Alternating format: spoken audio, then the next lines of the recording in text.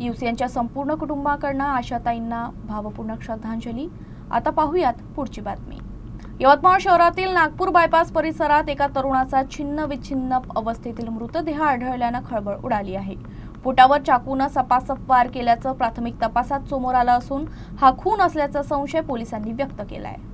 Nagpur bypass परिसरातील निवांत hotel आणि बनेशिया पार्कच्या मागील भागात 30 ते 35 वर्षीय अज्ञात तरुणाचा मृतदेह रक्ताच्या थारोळ्यात आढळला। या घटनेची माहिती मिळताच शहर पोलीस, स्थानिक गुन्हे शाखा आणि फॉरेन्सिक पथकाने तात्काळ घटनास्थळी धाव घेतली। प्राथमिक पाहणीत मृत तरुणाच्या पोटावर चाकूने वार केल्याचं दिसून आलं। हल्लेखोरांनी अत्यंत क्रूरपणे वार केल्यामुळे तरुणाचा मृत्यू झाल्याचा अंदाज व्यक्त करण्यात येत आहे। पोलिसांनी घटनास्थळावरून रक्ताचे नमुने आणि इतर तांत्रिक पुरावे गोळा केले आहेत। मृतदेहाजवळ कोणतीही ओळख पटवणारा पुरावा आढळून आलेला नाही, त्यामुळे हा तरुण कोण आहे आणि तो इथं कसा पोहोचला याचा तपास सुरू आहे। स्थानिक गुन्हे शाखेकडून परिसरातील सीसीटीव्ही फुटेजची तपासणी तसेच बेपत्ता व्यक्तींच्या नोंदणीची पडताळणी करण्यात येत आहे। दरम्यान मृतदेह शवविच्छेदनासाठी शासकीय रुग्णालयात पाठवण्यात आला असून शहर पोलिसांकडून गुन्हा दाखल करण्याची प्रक्रिया सुरू आहे।